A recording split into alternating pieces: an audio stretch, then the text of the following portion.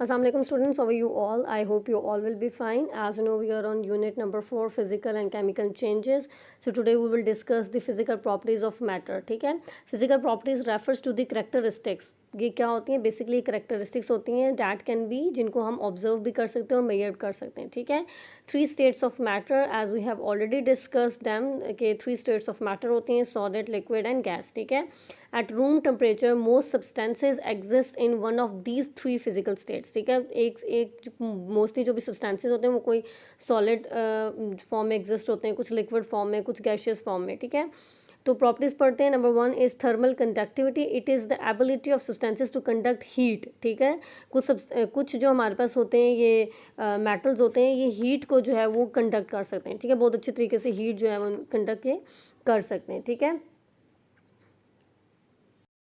Second property is ductility, ability to shape और drawn into a wire. ठीक है, जैसे हमारे पास कॉपर वायर होता है. ठीक है, जो कॉपर होता है हम उसको इजीली कॉपर वायर में कन्वर्ट कर सकते हैं. एल्यूमिनियम हमारे पास मेटल होता है, हम उसको इजीली जो है ना एल्यूमिनियम वायर में कन्वर्ट कर सकते हैं. ठीक है, किन को? मेटल्स को.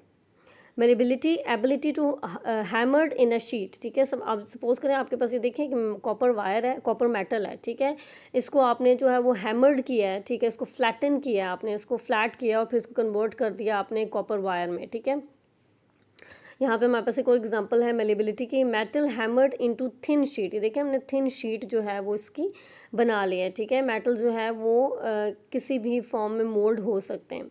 Melting point is the temperature at which solid changes into liquid. ठीक है, जैसे मेल्टिंग पॉइंट होता है वो टेम्परेचर जिस पे सॉलिड जो है वो लिक्विड में कन्वर्ट होगा. जैसे हमारे पास जो है वो आइस क्यूब्स ले लेते हैं हम. ठीक है, आइस क्यूब्स को आप थोड़ी देर बाहर रखें, रूम टेम्परेचर पे वो कन्वर्ट हो जाते हैं किस में? लिक्विड में. ठीक है, boiling point is the temperature at which liquid boils and convert into vapour. जैसे हम वो पानी बॉयल करते हैं. ठीक है, पानी जो होता है हमारे पास लिक्विड फॉर्म में होता है, उसको जब हम बॉयल करते हैं तो थोड़ी देर बाद वो वेपर्स की फॉर्म में कन्वर्ट हो जाता है. तो ये चीज़ हमारे पास बॉइलिंग पॉइंट होती है. मेल्टिंग पॉइंट क्या होती है? किसी भी सॉलिड को कन्वर्ट कर ले लिक्विड में. और बॉइलिंग क्या होता है कि किसी भी लिक्विड को जब वो बॉयल हो जाए उसको कन्वर्ट कर दे वेपर्स में. ठीक है, नेक्स्ट है हमारे पास सोलिबिलिटी.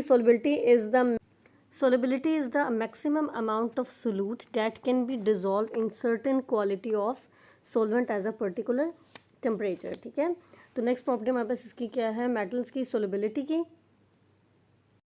सबसे पहले तो ये देख लेते हैं ना कि सोलूट क्या होता है यहाँ पे और सॉल्वेंट क्या है. ठीक है, तो सोलूट क्या है? The substance that dissolve and is present in less amount is called सोलूट. ठीक है, जैसे हम सॉल्ट वगैरह ले लेते हैं. ठीक है, अगर आपने सॉल्ट को वाटर में ऐड करना है तो आप उसकी पूरी बॉटल या पूरा जार तो नहीं डालेंगे ना. ठीक है, जो है ना लेस क्वांटिटी में आप सॉल्ट को जो है वो ऐड करेंगे. अब सॉल्वेंट क्या होता है? The substance in which the solute get dissolve and